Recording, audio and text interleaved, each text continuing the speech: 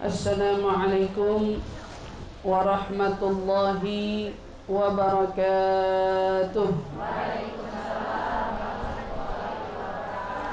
Alhamdulillahi rabbil alamin wa bihi nasta'in ala umuri dunya waddin wassalatu wassalam ala ashrafil anbiya wal mursalin sayyidina wa habibina wa syafi'ina wa qurrati a'yunina Muhammadin sallallahu alaihi wa ala alihi wa sahbihi wa sallam. Subhanaka la ilma lana illa ma 'allamtana innaka antal alimul hakim. Rabbi zidna ilma warzuqna fahma. Amin amin ya rabbal alamin. Alhamdulillah, segala puji syukur bersama-sama kita panjatkan kehadirat Allah Subhanahu wa taala yang telah mengumpulkan kita kembali bersama di majelis ini, yang mudah-mudahan insyaallah untayan doa yang sejak tadi dibaca diiringi dengan turunnya hujan, disertai dengan malam yang penuh barokah, malam Jumat, yang insyaallah itu semua menambahkan keberkahan majelis kita pada hari ini. Insyaallah membuat doa-doa kita semakin cepat diijabah oleh Allah Subhanahu wa taala, dan insyaallah mudah-mudahan kita tergolong hamba-hamba Allah yang memakmurkan waktu-waktu yang mulia insyaallah. Amin amin ya rabbal alamin. Alhamdulillah, tak terasa selama 1 tahun kurang lebihnya kita bersama mengkaji menuntut ilmu, dan hari ini kita berada di dalam penghujungnya penutupan majelis kita, yang insyaallah ilmu-ilmu yang telah kita pelajari dari kitab Miftahus Sarair wa Kanzud Dakhair bermanfaat bagi kita semua, menjadi bekal kita semua agar kita lebih mempersiapkan diri untuk berbekal menuju negeri akhirat kita. Berbekal diri menuju negeri akhirat yang kita pun sama-sama tahu bahwa tidak seorang dari kita kecuali akan kembali kepadanya. Itulah mengapa kalau kita mendengar ada orang yang berpulang ke rahmatullah, kita akan ucapkan inna lillah wa inna ilaihi. Kita semua datang dari Allah dan kita pun akan kembali kepada Allah. Kita berasal darinya dan akan kembali pulang kepadanya. Ini adalah satu pelajaran berharga yang menyadarkan kepada kita di mana asal kita dan kita akan kembali kemana dari asalnya kita. Setiap kali kita melihat adanya orang yang berpulang ke rahmatullah, sepatutnya kita bukan hanya merasa ngeri akan menantinya waktu giliran kita, tetapi sepatutnya kita bertanya, sudah berapa banyak bekal yang saya miliki agar bila waktu tersebut tiba saya sudah siap siaga. Kalau cuma ngeri-ngeri aja, ngerinya itu nggak penting.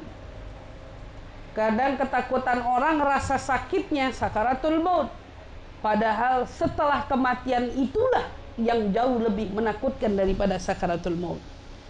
Nah, itulah kenapa kita diminta banyak berbekal. Walaupun kiasan pedihnya sakaratul maut itu menyakitkan, akan tetapi yang lebih-lebih Allah harapkan bukan tentang kita yang mempersiapkan deritanya sakit dari sakaratul maut, tetapi yang Allah minta bagaimana kita mempersiapkan diri untuk menuju persiapan kita di dari alam akhirat, alamnya akhirat. Walidzalik seorang ulama yang bernama Yahya bin Mu'adz rahimahullahu ta'ala, beliau pernah ngingetin sama kita untuk ihdzari syaitan. Ya, wahai anak cucu Adam, katanya, ya ibna Adam, ihdzar minasyaitan. Waspadalah kamu daripada setan. Kenapa kita disuruh waspada dari setan? Dia ngingetin, sesungguhnya setan itu kuno. Kalau kita ini orang baru, jadid. Setan tuh kuno. Bayangin gimana dia kagak mau kuno. Dari Allah belum ciptain apa-apa, setan udah ada. Betul apa enggak? Manusia belum ada, dia udah ada. Makanya tatkala Allah ciptain Nabi Adam, tahu-tahu setelah Allah menciptakan Nabi Adam, lalu Allah justru memerintahkan setan untuk sujud kepada Adam. Di antara yang bikin kesel setan, saya ini lebih tua. Saya lebih tua, saya lebih lama. Lah kenapa orang baru yang harus disanjung? Serem. Orang yang begini ilmunya dari setan. Siapa itu? Senioritas. Kalau merasa diri lebih lama, maka yang lama itu yang harus dihormati, yang harus dijunjung. Senioritas ini belajar dari mana? Dari setan. Aneh orang kampung sini, aneh orang pengajian sini udah lama, ente mah anak baru. Kita lihat anak-anak di sekolahan, ada senioritas, ujung-ujungnya berujung pada bullying. Iya apa tidak? Bullying. Itu belajar dari mana? Dari setan. Jadi ibu-ibu besok kalau ketemu ada orang belaga senioritas, ilmunya setan yang lagi dipakai nih. Bilang aja gitu, ilmunya setan lagi dipakai. Ya, yang suka mengungkit-ungkit merasa diri yang lebih lama, lebih tahu, lebih paham, lebih ngerti dan lain sebagainya, itu patut waspada. Karena kenapa? Kalau kita belajar bagaimana Rasul Shallallahu Alaihi Wasallam bersama para sahabatnya, ya, Rasulullah sama para sahabatnya itu tidak pernah sekalipun sahabat yang lebih dulu mendahului Islam kemudian berlagak-lagak di depan orang yang baru masuk Islam. Nggak ada. Yang ada itu bahu-membahu. Ibu kebayang nggak? Sahabat Nabi itu model Khalid ibn Walid. Khalid ibn Walid ini kan orang yang punya pangkat besar di sisi Allah, sampai dapat julukan Saifullah, pedangnya Allah. Tapi ada tapi. Khalid ibn Walid masuk Islam bukan dari awal. Bahkan Khalid ibn Walid pernah menjadi orang yang melawan Nabi di salah satu peperangan. Perang apa? Perang Uhud salah satunya. Dari kecerdasannya Khalid ibn Walid bikin umat Islam di perang Uhud kalah. Bayangin. Artinya orang ini pernah mau jadi manusia yang menyerang Nabi. Lalu tiba-tiba hidayah masuk. Hidayah masuk membuat dia bersyahadat, masuk agama Islam. Begitu dia masuk agama Islam, kalau Khalid ibn Walid ada di zaman sekarang, itu Khalid ibn Walid jadi makanan empuk buat diomongin di sana sini. Sekarang aja loh, kemarin tuh, itu kalau hari ini kejadiannya habis sudah dibully, apalagi netizen Indonesia. Dibully habis Khalid. Tapi enggak. Nyatanya begitu seorang Khalid ibn Walid masuk ke dalam agama Islam, disambut oleh Sayyidina Abu Bakar, disambut yang lebih senior, oleh Sayyidina Umar bin Khattab disambut, dan terus oleh sahabat-sahabat lainnya disambut. Dan ini menanda kenapa? Karena di dalam jiwanya sahabat tidak punya senioritas. Nah, ini kita perlu catat, jiwanya sahabat nggak ada senioritas. Jadi apalagi kalau kita, wabil khusus di dalam bermajelis. Orang kalau bermajelis itu akan selalu ada orang lama, orang baru. Anggap aja yang baru masuk Islam. Betul apa enggak? Anggap aja yang baru. Terus kamu mau gimana? Kamu mau anggap ini anak baru, bau kencur, sono. Duduknya malah sono. Di mana-mana yang baru itu yang harus lebih diprioritasi. Kenapa? Karena yang lama udah tahu diri. Yang baru dirangkul. Yang baru dituntun, dibimbing. Dibawa, digiring. Tapi kalau yang justru yang baru dibikin pagar, dah batasmu di situ aja. Kalau yang ngomong orang tak berilmu, yang ngomong bukan orang yang paham akan pelajaran ilmu, masuk akal. Iya, itu yang ngomong begitu orang bodoh. Tapi kalau ngerasa dia lebih lama paham akan ilmu, lebih lama melazimi guru, lebih lama ikut-ikutan sama guru, harusnya pinter. Dan orang yang pinter nggak bakalan gituin orang. Orang yang pintar nggak akan ngehalangin orang. Orang yang pintar akan selalu menjadi orang yang mengajak orang. Orang yang pintar, orang yang pasti bahagia melihat ada orang yang mau berbuat kebaikan. Bahkan, jadi setan ini udah ada dari zaman dulu. Begitu Allah ciptain Nabi Adam, bahasanya khalaqtani min nar, khalaqtahu min tin. Saya ini kau ciptakan dari api ya Rabb.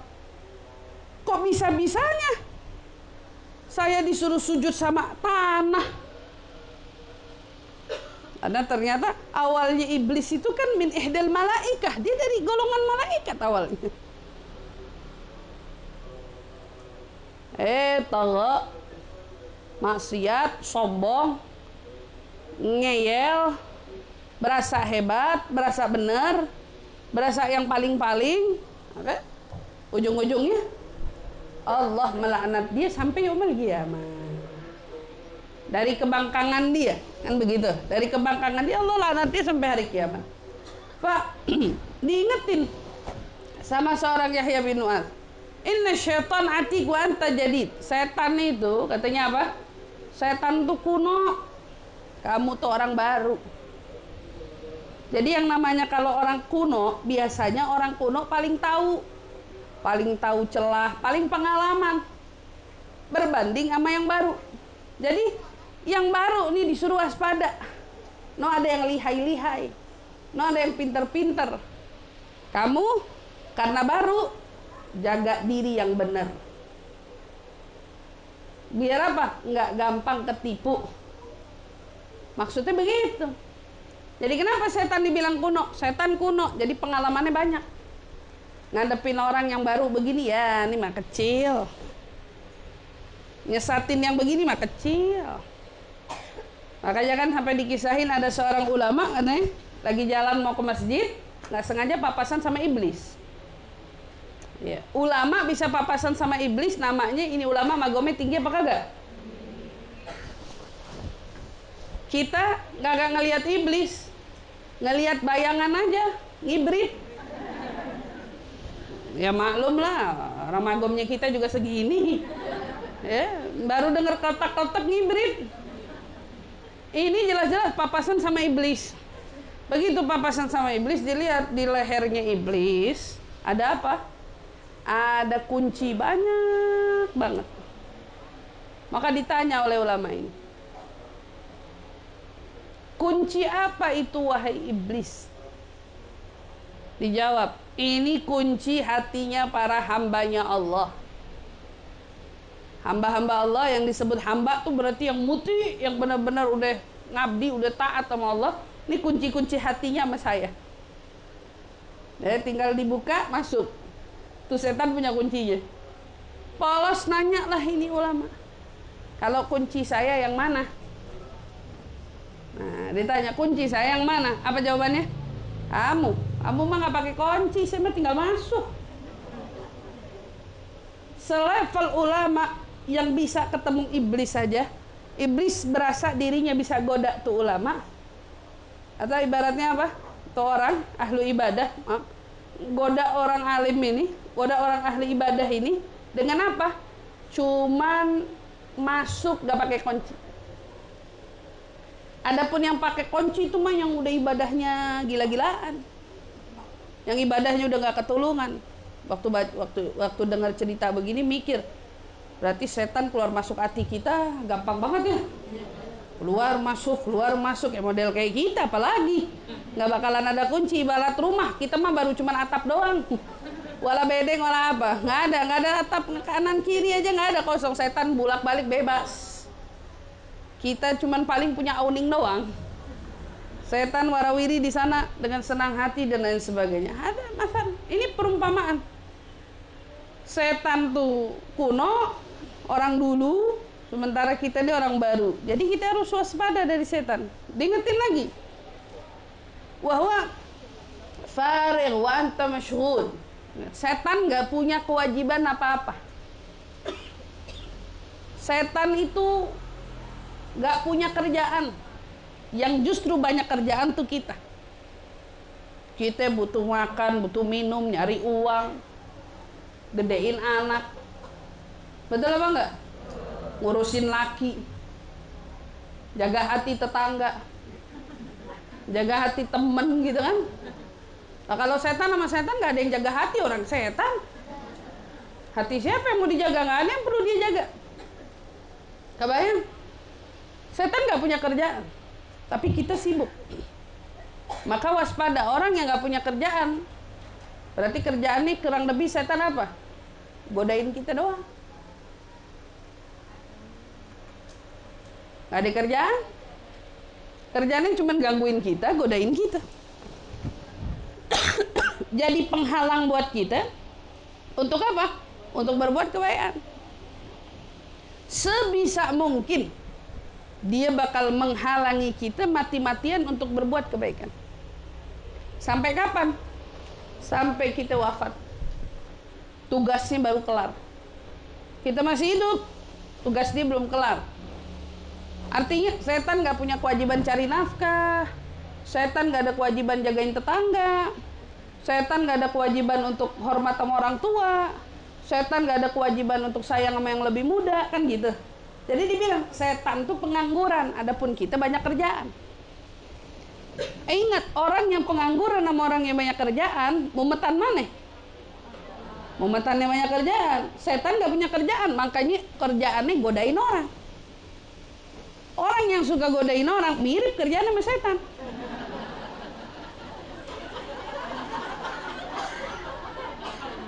Bener, iya, mirip kerjaan sama setan. Godain orang mulu, nggak ada kerjaan. Anak nggak punya kerjaan. Tapi kalau orang sibuk mana sempet sih? Bener apa enggak? Dihibur aja untuk bercanda udah syukur alhamdulillah. Kan gitu. Tapi kalau nggak ada kerjaan, lihat orang kerja nggak ada kerjaan pasti mengganggu orang. Itu mirip sama setan. Kerjaannya setan, ingat, makanya kita sibuk-sibuk. Himmatuhu wahid. Setan cuman punya semangat, tujuannya cuman satu. Halakak. Kehancuranmu. Itu tujuan dia. Setan mau apa? Ngancurin kita. Biar bagaimana caranya kita jadi orang yang hancur. Dihancurinnya pakai apa? Pakai apa? Kira-kira setan kalau mau ngancurin kita pakai apa? Himam katsirah. Kita bakal dibikin jadi orang yang banyak khawatirnya. Ibu-ibu kalau baru nyampe langsung cari tempat duduk, pagarnya ditutup lagi, ya. Atau mungkin boleh majuan sedikit biar yang baru datang biar nggak bingung duduknya. Ibu majuan dikit nih. Baik. Gimana cara setan gangguin kita? Dia bakal mau ngancurin kita. Step pertamanya bikin kita punya khawatir berlebih. Khawatir soal rezeki, khawatir soal hidup, khawatir soal anak, bahkan khawatir soal suami. Ya, kira-kira suami aneh di mana? Sama siapa? Atau kira-kira suami saya selingkuh apa enggak? Pikiran kita dibuat macam-macam. Semuanya serba khawatir. Kayaknya yang terbayang di benak kita dan pikiran kita nih, semuanya tuh lebih cenderung anfaedah. Bukan mikirin yang berguna, bukan mikirin kebaikan, malah yang dipikirin yang enggak. Takut ini, takut itu. Ya Allah, kalau rumah kita masih begini, ntar ngawinin anak kita gimana ya? Ya Allah, kalau masih hari gini uangnya cuma segini, besok ngawinin anak bagaimana? Anak kita siapa yang mau lamar ya? Ada himam katsira, banyak pikiran.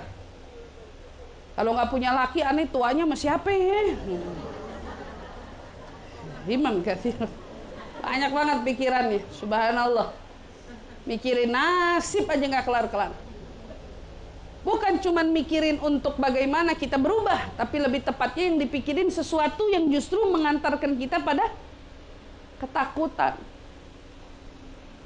Dan paling sering itu diganggu urusan harta. Paling sering. Nggak yang tua, nggak yang muda. Pikirannya itu aja. Seolah-olah rezeki ini nggak ada yang menjamin. Dan rasa khawatir itu makin dibuat menjadi-jadi. Makanya orang banyak dikasih khawatir, takut sama mati, tapi nggak benar-benar dibikin khawatir, mati nggak bawa bekal. Sepatutnya yang lebih harusnya kita takutin apa? Meninggal nggak bawa bekal.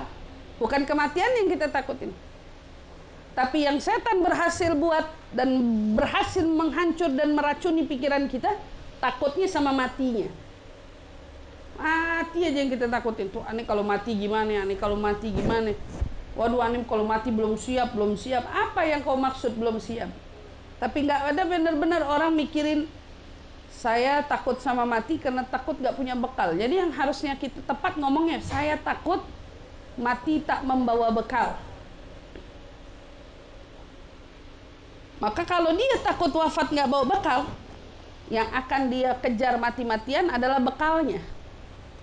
Tapi orang dibikin takut sama matinya. Makanya muncul ada penyakit namanya medu. Pernah dengar nama penyakit medu? Medu itu perasaan yang begitu terlampau lebih terkait kematian.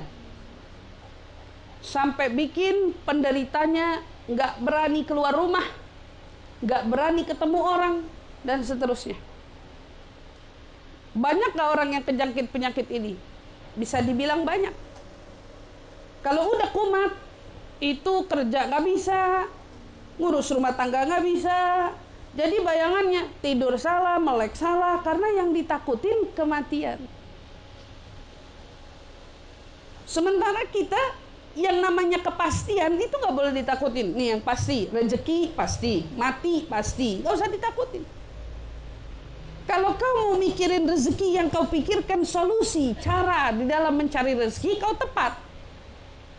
Bukan mikir kalau kau punya duit gimana, ya Allah gimana, nangis. Solusi mah nggak keluar, ide nggak ada. Tapi kalau yang kamu jadiin, dikasih akal sama Allah, butuh rezeki, pikir gimana caranya saya dapat rezeki. Takut mati, mikir gimana caranya agar kematianku tidak menakutkan, dan seterusnya. Makanya punya otak dipakai. Apa yang setan harap? Satu, kehancuran kita. Dan itu berawal dari kekhawatiran yang terlampau lebih dari kita. Mikirin banyak hal. Kalau aneh nggak punya pekerjaan, aduh. Kalau nggak punya laki, aduh. Kalau anak aneh kenapa-napa, aduh, dan seterusnya. Khawatir aja. Khawatir. Takut makanan nggak ada, takut ini nggak ada, takut nggak punya uang, dan seterusnya. Makanya banyak juga orang-orang yang rela meninggalkan kebenaran demi nilai uang. Nah, kita mah nggak apa-apa dah, yang mana aja, yang penting ada uangnya. Nggak usah saya pertegas, ibu udah paham dah. Ya, ibu udah paham deh maksudnya. Saya mau yang mana aja nggak masalah, yang penting uangnya. Uangnya mau. Justru yang dihisap sama Allah ya uangnya. Kan yang bakal ditanya sama Allah ya uangnya. Yang bakal kau pertanggungjawabkan ya uangnya. Kau nggak akan dimintai pertanggungjawaban kinerja orang yang bekerja, karena itu bukan urusanmu. Tapi saat kau rela menerima sesuatu lalu kau kalahkan nilai agamamu, disitulah letaknya hisab. Yang kau terima, yang kemudian membuatmu harus menyuarakan sesuatu yang pada akhirnya suara itu tidaklah benar nyatanya. Jadi kau hanya menyuarakan demi kepentingan uang. Yang jadi bahaya itu. Atau kita bekerja hari ini di dalam satu perusahaan mempunyai kewajiban. Kewajiban apa? Tidak boleh mengenakan hijab, tidak boleh pakai baju yang panjang, Boleh kerja pakai jilbab, tapi celana bawahnya, dan seterusnya. Saat kita memilih pekerjaan, karena kau berpikir gimana hidup saya, gimana makan saya. Artinya kau sedang mengkhawatirkan sesuatu yang kau padahal tahu bahwa itu sudah menjadi jaminan Allah untukmu. Tapi kekhawatiranmu membuat kau rela mengalahkan syariat Allah demi mengais rezeki yang tak seberapa nilainya. Ini yang ditakutin. Dan ini yang setan bikin. Makanya kan sudah disebut di dalam firman, wala nabluwannakum bisyai'in minal khauf. Allah akan menguji kalian, kata Allah, dengan apa? Allah akan menguji kalian dengan sedikit rasa takut, bisyai, bagian, bukan secara menyeluruh, bisyai minal khauf. Sebagian dari rasa takut akan kami berikan ke dalam hatimu, akan kami masukkan. Ini bentuk apa? Ujian. Kita bisa lawan, apa kita mau ngikutin tuh takut? Karena ujian ini datang dari setan yang menggoda. Yang ditakutin pasti rezeki. Padahal wa ma min dabatin fil ardi illa 'ala Allahi rizquha. Tidak ada segala sesuatu yang hidup melata di atas muka bumi ini kecuali rezekinya telah ditanggung oleh Allah Subhanahu wa taala. Jadi kalau yang kita takutin itu, ya kita pasti salah besar. Kemudian apalagi yang perlu kita waspadai dari setan? Setan bisa lihat kita nggak bisa lihat dia. Artinya kalau kita hari ini sedang ibadah di sini, setan bisa lihat nggak? Bisa. Setan bisa lihat, kita bisa lihat setan nggak? Makanya kenapa kita harus waspada dari setan? Bukan takut, aduh bulu kuduk merinding, aduh ntar ada setan lagi. Apa yang kau takutkan tentang adanya setan? Saya, Bu, kalau tidur di kamar, antara musang sama setan tuh beda tipis. Tahu nggak? Ya? Musang yang ada di atap kita sama setan beda tipis. Musang guru jalan. Kalau kata orang yang kagak percaya sama musang, berarti percayanya sama setan kan? Ada kaki orang jalan. Kata orang-orang, ada kaki orang jalan. Kalau kita percayanya sama musang ganggu aja gitu. Selesai. Karena saya bilang musang sama setan beda tipis. Gerusuknya, berisiknya. Ente kebayang, musang punya kuku. Kalau lagi iseng, dia garuk-garuk. Krek. Kalau kata orang percaya sama setan, kalau saya percaya sama musang. Ibu-ibu percaya sama setan, dia lagi garuk. Ada Dracula. Bayangan dia udah kemana-mana setan, ngebayangin, Masya Allah. Orang percaya sama setan, yang dia takutin setannya. Yang muncul di dalam benak saya, paling gak suka nonton film setan. Saya gak demen. Karena nonton film setan itu adalah ilusi yang pada akhirnya diciptakan untuk memori kita. Yang sekiranya pada saat rasa takut muncul, kau akan teringat. Setan, suster ngesot, suster ini, suster. Datang semua. Boneka cangki, ini semua. Saya tahu nama setannya, tapi saya nonton nggak filmnya, nggak. Saya paling nggak suka nonton film setan, nggak.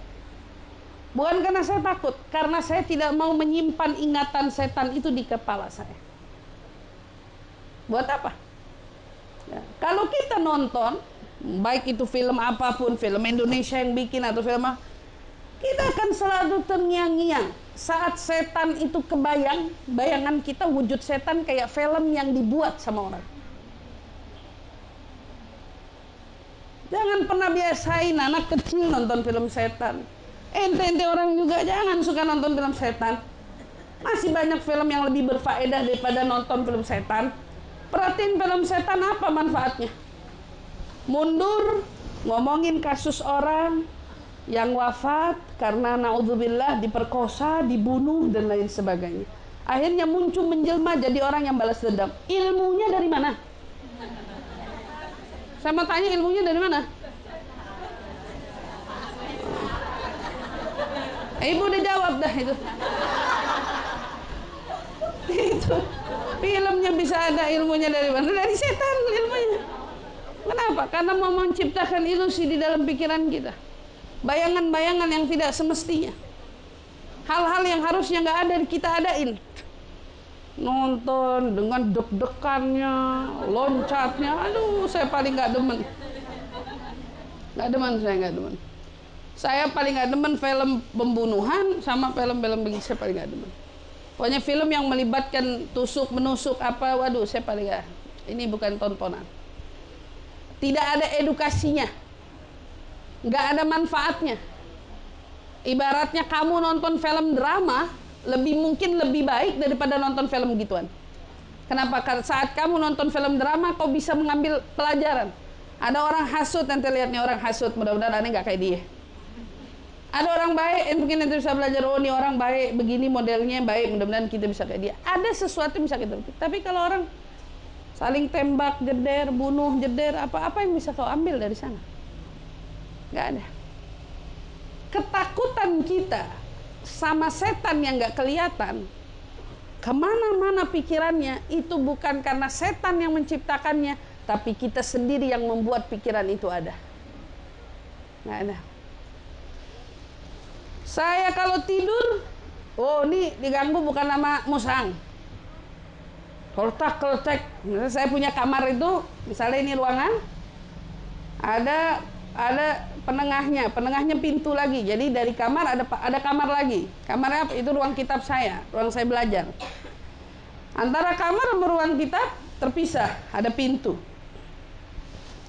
Kalau saya tidur, kadang ruang kitab saya buka, kadang ruang kitab saya tutup. Ada suara keltek. Misal dari ruang kitab ada suara keltek. Saya sambit. Wah.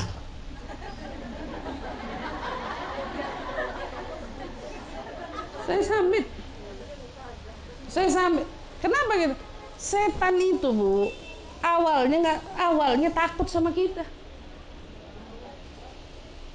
Setan awalnya takut sama kita. Kapan dia mulai ganggu kita? Begitu dia tahu kita takut sama dia. Awalnya dia takut sama kita luar biasa. Jin takut sama kita manusia tadi. Begitu dia sadar ternyata yang takut manusia kepada dia, oh dia merajalela di dunia ini. Ternyata setan takut sama kita. Ternyata manusia takut sama kita. Kata jin ternyata manusia takut sama kita. Udah, tenang aja berarti kita. Udah dia makhluk yang nggak kasat mata, kata bahasa kan gitu. Saya sambit jedek. Saya bilang, bisa nggak sih nggak ganggu orang kalau lagi tidur? Jadi kalau ditanya, Ustazah takut sama setan? Saya nggak takut sama setan. Saya lebih takut orang bawa pisau. Saya lebih takut orang bawa pisau. Kelihatan orangnya ada, pisaunya ada. Itu normal. Takutin sesuatu yang nggak kelihatan bisa gila kita.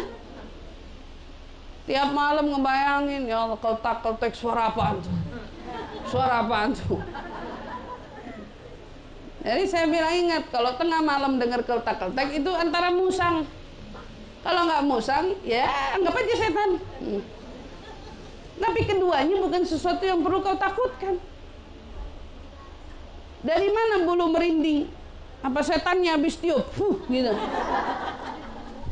Bulu merinding datang karena pikiran kamu ngebayangin yang enggak, makanya bulunya merinding. Duh, ini tempat hawanya nggak enak. Ada nggak orang bisa ngerasain kayak gitu? Udah. Ini tempat anyem, ini nggak enak nih. Nggak enak dimasukinnya. Anyep, ada. Tapi sumber nggak enaknya karena apa? Ya bisa jadi tempatnya nggak digajiin. Tempatnya nggak benar dibacain, tempatnya nggak benar dipakai untuk kebaikan. Makanya selalu diingetin, ibu kalau di rumah, kalau ngaji itu jangan pernah di kamar doang. Duduk di tengah rumah, suara dikencengin kemana-mana. Jadi semuanya kedengeran, semua sudut nyampe jangkauan suara kita. Ngaji gitu juga. Kalau cuma di kamar doang, yang enak kamar kamu doang. Rumah kagak enak. Begitu masuk ruang tamu, nggak enak. Masuk ruang TV jam 10 lewat, celengak celinguk. Ratain semua tempat. Dulu para alim ulama kita, para wali-wali Allah di kota Hadramut, tiap tangga aja khatam Quran. Tiap trap tangga dia khatam Quran di situ. Gimana? Kita rumah sholat dalam kamar doang. Kita kalau bisa keluar ngaji teriak-teriak Bismillahirrahmanirrahim Allahu akbar Allahu samad. Semua dengar. Anak kita yang kagak ikut ngaji, kupingnya dengar. Kita biasain begitu. Nah, dampak setan yang bisa melihat kita, adapun kita nggak bisa lihat dia, itu lebih mudah mempengaruhi setan untuk ngeganggu kita. Tapi ngeganggunya dalam bentuk apa?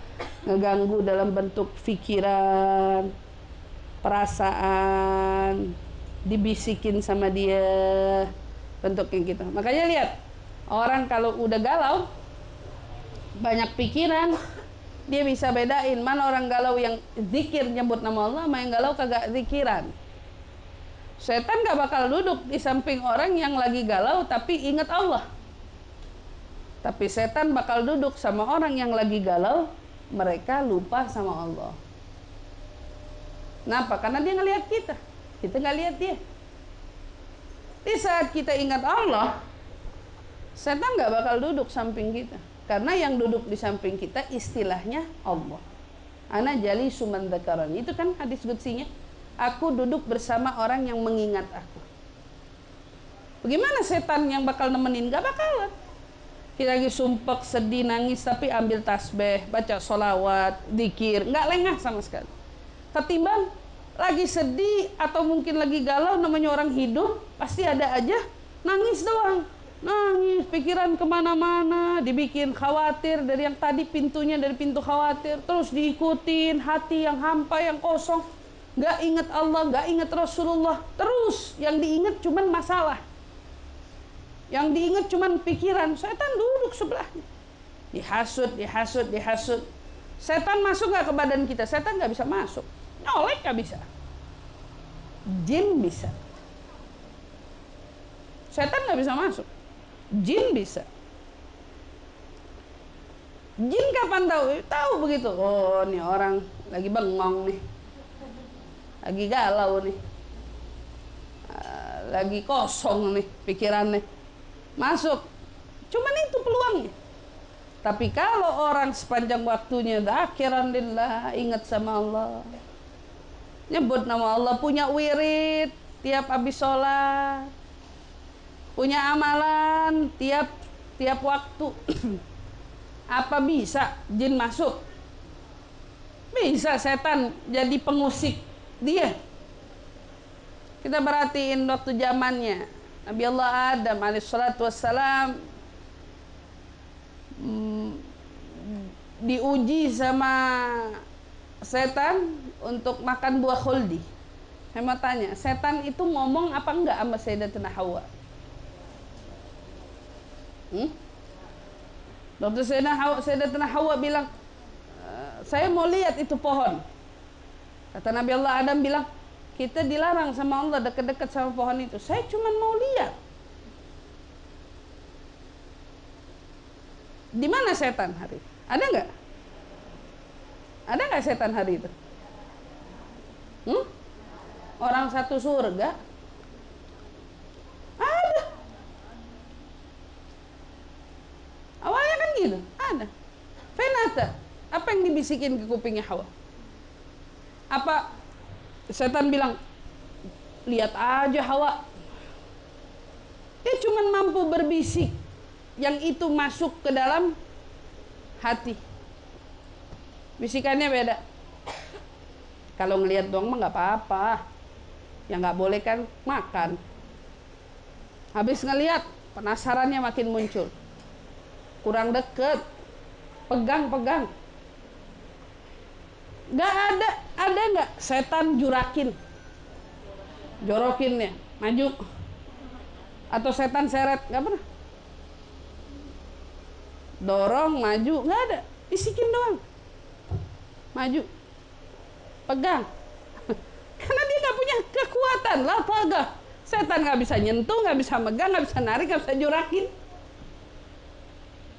Kalau kamu lihat film setannya orang Barat, Paranormal Activity nama biasanya, mereka bikin video-video, menurut saya video nggak rasional gitu, nggak masuk di akal. Orang dibanting, diangkat, diseret. Lagi-lagi saya bilang, mau menciptakan satu pemikiran baru. Setan bisa begitu. Seumur kita hidup belum pernah nemu ada yang begitu. Indonesia deh yang setannya hebat-hebat.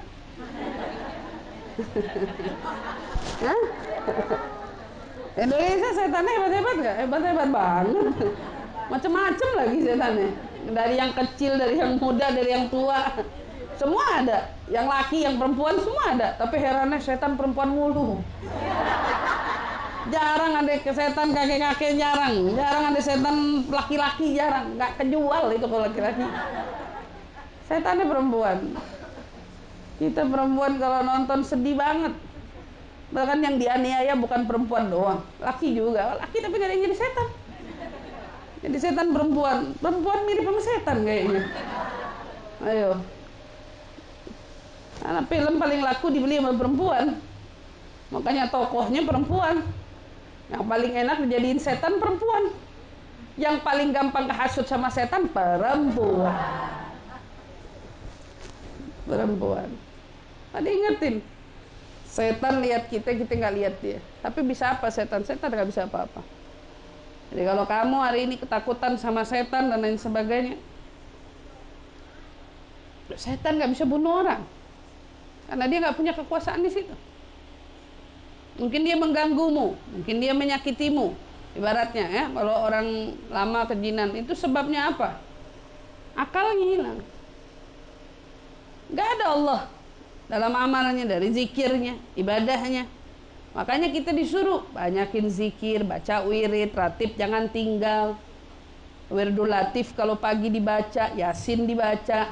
Untuk apa? Al-wiqayah wal hisn, buat ngejaga, buat ngebentengin kita dari setan yang berbisik ataupun jin yang mengganggu. Wahakala itu setan.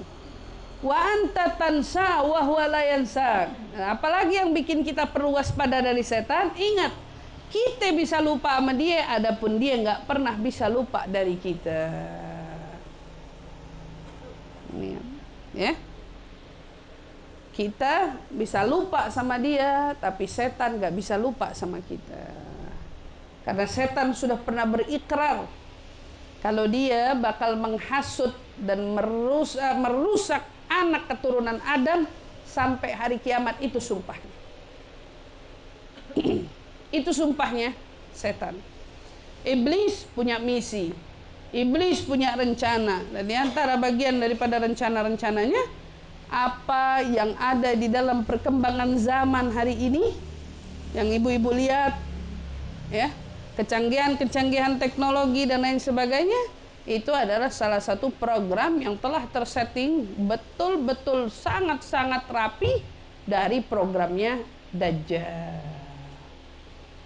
Atasan syaitan. Dajjal yang paling dahsyat. Dikasih sama Allah Subhanahu wa taala Dajjal kemampuan. Ya, kemampuan bisa menghidupkan, mematikan orang lalu menghidupkan lagi di tempat. Kenapa yang dikaitkan mematikan, menghidupkan? Karena banyaknya manusia yang mudah percaya dengan mitos, dengan hal-hal gaib, hal-hal yang di luar nalar, hal-hal yang sifatnya mistis. Kita lihat Jawa, Indonesia, entah itu tradisi entah apa, kita punya pedang. Indonesia punya pedang namanya keris. Keris itu ada nyawanya apa enggak sih? Hah? Buat orang yang beriman, keris cuman pedang. Buat orang yang nggak punya iman, keris punya nyawa. Kris punya penjaga, krisnya punya penunggu. Tiap tahun apa tiap bulan dimandiin itu kris. Pakai ritual-ritualnya dan lain sebagainya. Iya apa enggak? Menurut kamu itu perbuatan syirik atau bukan? Lalu dipajang dengan tujuan dia punya kesaktian. Dia cuma besi. Tapi orang kita mudah mempercayai. Ini harus diganti nih, percaya begini nih nggak boleh. Beli minyaknya aja mesti yang berapa juta. Mandiinnya mesti tanggal sekian. Langit purnamanya atau bulannya mesti begini dan lain sebagainya. Gak ada ini dalam Islam. Tidak ada kebenarannya itu dalam Islam. Tapi banyak orang kita percaya. Ya, banyak orang kita percaya. Makanya coba kemarin tiba-tiba ada orang patah tulangnya, mengsel tangannya, diurut sebentaran sama orang. Tahu kan? Diurut sebentaran. Berapa banyak orang yang ngejar? Berapa banyak orang yang percaya? Sebetulnya orang percaya sama cara pengobatannya atau percaya sama orangnya yang bisa ngobatin? Nah, coba pikir. Kita mudah banget percaya sama hal-hal mistis. Kita mudah dipengaruhi sama hal-hal yang begitu. Kalau orang-orang yang cuman muncul bisa ngelurusin tangan bengkok bisa dilurusin katanya minyaknya. Orang sakit bisa disembuhin sebentar. Kebayang nggak seberapa tipisnya iman kita kalau diketemuin nama pongkolnya? Pongkolnya tuh yang bisa dikasih sama Allah gambaran dalam hadisnya Nabi di tangan apanya? Di tangan apanya? Tangan dia ada surga ada neraka. Yang kelihatan nikmat itu sebetulnya neraka. Yang kelihatan panas itu adalah surganya kita. Gimana coba? Sementara makin kesini keadaan makin genting. Makanya Sayyidina Ali pernah ngingetin sama kita, kadal faqra an yakuna kufran. Hampir-hampir kemiskinan membawa pelakunya, membawa orang tersebut pada kekafiran. Kenapa? Karena dari susahnya dia merasa hidup, akhirnya dia harus mempercayai hal-hal yang tidak semestinya. Berapa banyak orang kita yang susah pergi ke paranormal, pergi ke dukun, pergi ke orang-orang pintar. Minta apa? Minta ramuan untuk bikin usahanya lancar. Hada khatar, itu bahaya. Pergi ke orang pintar, minta jampe-jampe, buat ini dan itu dan lain sebagainya. Hari ini punya masalah rumah tangga, bukan introspeksi diri dalam membedahi rumah tangga, malah pergi ke orang pintar, minta diliatin siapa selingkuhan suami saya. Aduh, bayangin orang kita hari ini itu gimana ketemu pongkolnya? Itu baru 0,1% dari kaki tangan iblis. Paranormal kita ecek-ecek semua. Ya, makanya dulu film dulu ya, kok bisa ngelihat ituan dari air. Lagi-lagi kita kemakan film. Aduh, kacau banget. Makanya kalau nonton yang benar, jangan sampai nonton hal-hal yang salah. Karena semua itu bakal terekam di dalam ingatan kita dan tanpa kita sadari akan masuk ke dalam hati kita. Karena dijaga, ada syaitan. Jadi kita, anak cucu Adam, perlu waspada dari setan karena hal ini. Dan terlebih daripada itu, berarti kita harus lebih waspada kepada setan. Karena setan ternyata mampu memanipulasi kita lebih dan lebih. Makanya kita harus jauh lebih pandai, jauh lebih berilmu, jauh lebih bisa mengamalkan ilmu agar setan tidak mudah mengganggu. Alhamdulillah yang membawa kita di setiap minggunya ya, atau setiap bulannya, ibu-ibu biasanya ngaji di sini bersama dengan saya, dan mungkin juga ada di minggu keberapa dengan Ustazah Fatimah Segaf yang buat ibu-ibu semua makin hari makin tambah ilmu, makin hari makin paham sama ilmu. Harusnya semua ini dapat membuat ibu lebih selamat dari gangguan syaitan dan sekutunya, lebih selamat dari gangguan iblis dan sekutunya, lebih bisa kuat akidahnya ketimbang orang-orang yang kagak pernah ngaji sama sekali di rumahnya. Ya, harusnya kita jauh lebih bisa menjaga iman kita, akidah kita. Gak mudah terkontaminasi dengan hal apapun juga, wabil khusus terkontaminasi dengan gangguan, kekhawatiran akan janji-janji Allah yang sudah Allah tetapkan kepada kita semua. Nah, oleh karena itu insya Allah di dalam momen tawakufan sementara kita ini cuma tawakufan sementara. Ada seorang ulama bilang gini, Bu, saya pernah belajar sesuatu dari ilmu, sesuatu pasti ada sesuatu yang pernah saya pelajari sedikit, tapi sesuatu itu yang sedikit saya pelajari bermanfaat bagi saya selama 30 tahun lamanya. Pertanyaannya, berapa tahun kita sudah belajar? Adakah dari pelajaran yang kita dapat menjadi bekal pegangan kita sampai akhir hayat? Sudah ada atau belum? Kita ingat sahabat Nabi dulu yang baru masuk Islam, minta diajarin Islam, Nabi kasih ke sahabat, tolong ajarin dia. Begitu belajar, diajarin surat Az-Zalzalah, belajar Az-Zalzalah, mau dilanjutin, selesai, jangan, udah cukup, saya nggak butuh surat yang lain, karena bagi saya surat Az-Zalzalah ini cukup jadi bekal saya sampai saya wafat. Berapa banyak ilmu yang sudah kita pelajari, mana yang kita jadikan bekal? Berapa banyak kajian-kajian yang sudah kita hadiri, yang mana yang kita jadikan bekal? Yang mana kita jadikan sesuatu yang perlu kita ingat terus-menerus, sehingga dapat membuat kita jauh dari maksiat, semakin ingin berbuat taat? Yang mana? Kita tanya. Harusnya yang semakin rajin dalam menghadiri majelis ilmu, tentunya mereka adalah orang-orang yang semakin, pertanyaannya, dia adalah orang-orang yang semakin istiqomah di dalam amal ibadahnya, semakin istiqomah di dalam menjauhi larangan-larangan Allah Subhanahu wa taala, semakin istiqamah di dalam meneladani Rasulullah sallallahu alaihi wasallam. Insyaallah orang-orang itu adalah kita.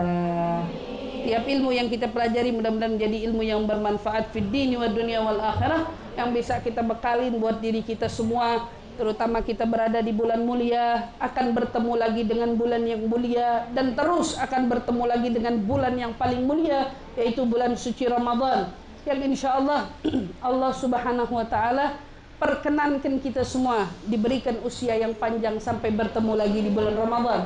Kita bisa ngejalanin ibadahnya dengan sempurna, puasa di siang harinya, insya Allah sholat tarawih di waktu malamnya, diiringi dengan tilawah Qur'annya, diiringi dengan menjaga segala larangan-larangannya, insya Allah. Amin ya rabbal alamin. Mudah-mudahan semuanya Allah mudahkan kita, berikan jalan kemudahan di dalam ketaatan dan kemudahan di dalam menjauhi kemaksiatan. Amin amin ya rabbal alamin. Kita doain mudah-mudahan sahibatul bait, Bu Emil beserta Bu Imel beserta suami, orang tua, anak, mudah-mudahan insya Allah dan segenap keluarga Allah panjangkan umurnya, Allah sehatkan badannya, Allah berkahi rumah tangga dan majelisnya dan usahanya. Insya Allah Allah berikan jalan kemudahan di setiap urusannya. Amin ya rabbal alamin. Dan insya Allah setiap kebaikan yang beliau lakukan pahalanya mengalir untuknya sampai yaumil qiyamah. Amin amin ya rabbal alamin. Ala hadhihi niyyah wa ala kulli niyatin salihah jami'ah syamilah wa ila hadratin Nabi Muhammad sallallahu alaihi wasallam bisirril Fatihah. Bismillahirrahmanirrahim. Alhamdulillahi rabbil alamin. Arrahmanirrahim. Maliki yaumiddin. Iyyaka na'budu wa iyyaka nasta'in. Ihdinas siratal mustaqim. Siratal ladzina an'amta 'alaihim ghairil maghdubi 'alaihim waladdallin. Amin amin ya rabbal alamin. Terima kasih Ibu semua atas segala perhatiannya. Saya selaku guru tetap setiap bulannya di majelis ini mohon dibukakan pintu maaf yang sebesar-besarnya bila selama saya mengajar terdapat kesalahan, kekhilafan baik yang disengaja maupun tidak. Adapun ibu-ibu yang punya salah, insya Allah semuanya udah saya maafin. Insya Allah kita panjang umur, ketemu lagi setelah hari raya dalam keadaan sehat walafiat, iman yang semakin bertambah. Amin amin ya rabbal alamin. Terima kasih ibu-ibu semua atas segala perhatiannya. Kurang lebihnya mohon maaf. Wassalamualaikum warahmatullahi wabarakatuh.